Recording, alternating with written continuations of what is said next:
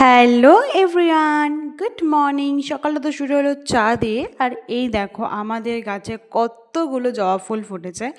আর আজকে ওয়েদারটা পুরোই মেঘলা ছিল, সারাদিনই মেঘলা ছিল আর বৃষ্টি হচ্ছিল।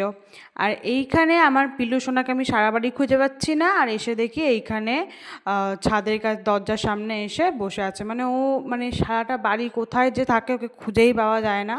তো এই যে শেষমেশ খুঁজে পেলাম। তো তারপরে এখানে বৃষ্টি শুরু হয়ে গিয়েছিল, মানে আজকে সারাটা দিন বৃষ্টি হচ্ছিলো, তো খুব ভালোও লাগছিল ওয়েদারটা।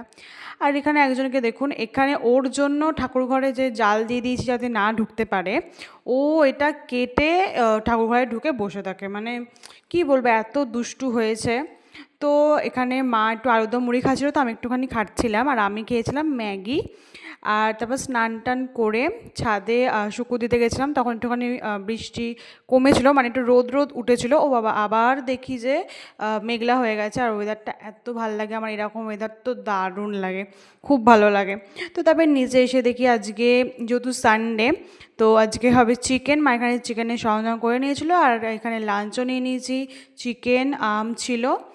আর আবার এখানে বৃষ্টি পড়তে শুরু করে দিয়েছিল, তো বৃষ্টির মধ্যে একটুখানি একটানা ভাত ঘুম দিয়ে দিয়েছিলাম।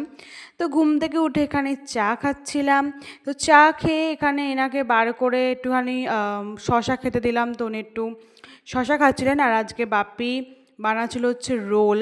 অনেক দিন পর বাইরে বৃষ্টি হচ্ছিলো আর রোল হচ্ছিলো, তো খুব ভালো লাগছিলো।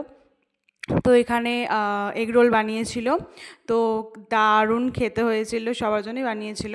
তো তারপরে আমাকে এখানে বোন চুল বেঁধে দিচ্ছিলো, আজকে বলেছিলাম একটু চুলটা বেঁধে দে। তো ব্যাস আজকের জন্য এইটুকুই, টাটা।